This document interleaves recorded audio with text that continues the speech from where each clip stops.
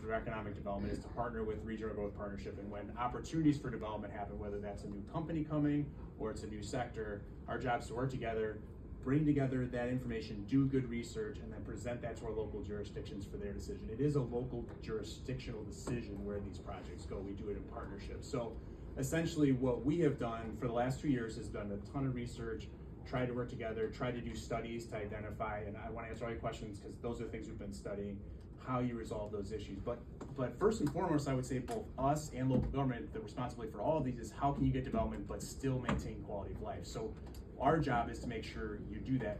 Communities that have bad experiences with that are communities that have not spent the appropriate time doing the research to make sure that development makes sense, both as a benefit financially and as a benefit for quality of life. So number one, the role of this board and the role of the county commissioners is to understand those issues, work together with those local governments, which all the local governments that are considering these are local governments that have been briefed and had this discussed with them and had some interest in continued dialogue to move that forward. Our job was to present to them, hey, this is an opportunity, here is what that opportunity represents, and is there an interest? And then we've tried to work together with those local governments to do that.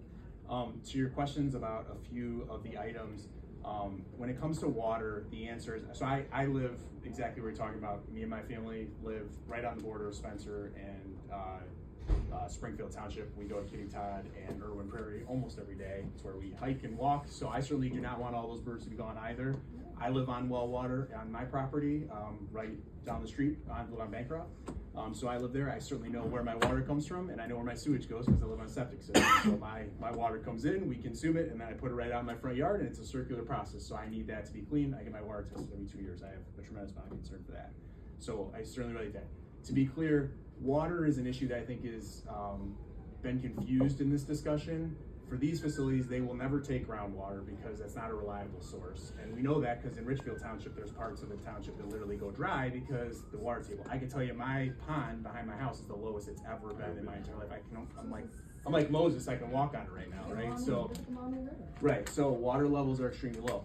These data centers will not use groundwater, and they will not use well water because they will use city water. So they have to use city water. But let's talk about city water. So essentially what our office has done is we have done the studies to identify, worked with the city of Toledo, which is the source of all water for the western part of the county that is not on a well. And you are correct, they use about 75 to 80 million gallons a day in the city of Toledo. They are both permitted and built out for 140 million gallons a day. So they're actually over-constructed for how much water they can take as it sits today. That over-construction means that when you go in the future, the rates of water, you will pay less if you have major users that are utilizing that water. To your point, the worst data centers, meaning the data centers that use the most amount of water, use about 5 million gallons a day. So if you had one or two of these data centers, and again, most of the ones being built today are not using 5 million gallons. Those are the most inefficient ones. Most of them being built today are somewhere between 600,000 gallons a day and 1.5 to 2 million gallons a day. So if a data center came in the western part of the county, first of all, it would have city water sent out to it. Per the Great Lakes Water Compact, that water has to be returned to the watershed. That is the Great Lakes Water Compact. That water would come out.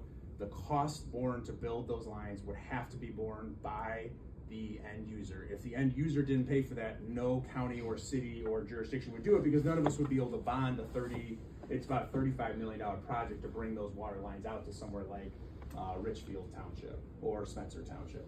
And so no one would take on that bond. So if you took out that bond, they would have to pay for that, number one. It would expand access to city water for properties and residential properties that currently don't have access because the water lines right now end at about Crissy and Central. So if you go into Richfield, there is no city water available. I know the water line comes in front of me, ends at Bancroft and Irwin.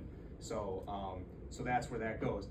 I don't tap into city water because my tap fee is $25,000 to tap into, which I can't afford. If a private developer developers, that tap fee for the capital cost is zero, which means that now people that live in Richfield Township that currently do not have access to water or couldn't afford it if it came, could now get it for just the fee it takes to actually place the pit. So when you tap into water, they actually come out, they dig a hole, they place a meter.